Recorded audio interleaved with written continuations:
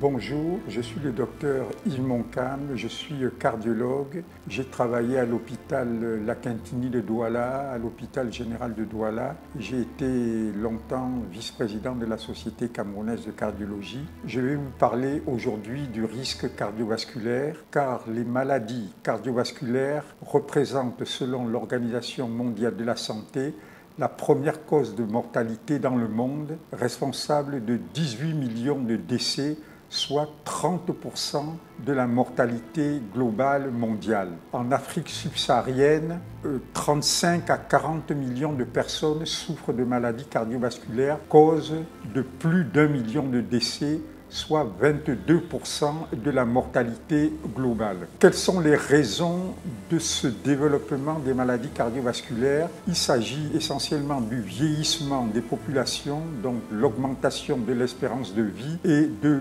l'urbanisation donc galopante qui conduit à un changement du mode de vie avec une accentuation de la sédentarité et une alimentation trop riche et mal équilibrée. Le résultat de cela est le développement des grands facteurs de risque cardiovasculaire, à savoir l'hypertension artérielle, le diabète, l'excès de cholestérol dans le sang, le tabagisme et l'obésité. Il existe donc un lien entre développement socio-économique et maladies cardiovasculaires. Alors, qu'est-ce que le risque cardiovasculaire? Le risque cardiovasculaire est la probabilité de développer une maladie ou un accident cardiovasculaire lié à la présence d'un certain nombre de facteurs. Les maladies cardiovasculaires résultent du dépôt de graisse sur la paroi interne des artères. Il en résulte la formation de plaques graisseuses qu'on appelle les plaques d'athérome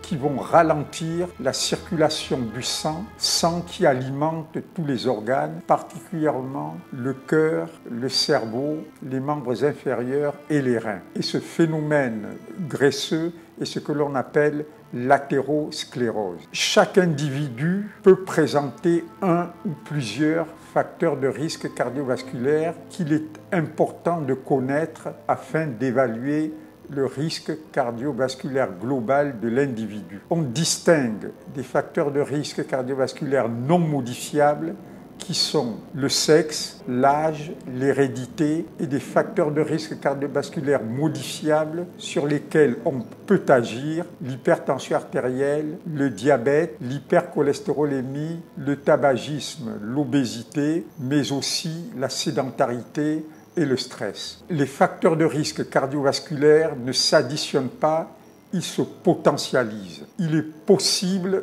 de prendre des mesures pour réduire ceux sur lesquels on peut agir et ainsi éviter, limiter ou retarder la maladie cardiovasculaire.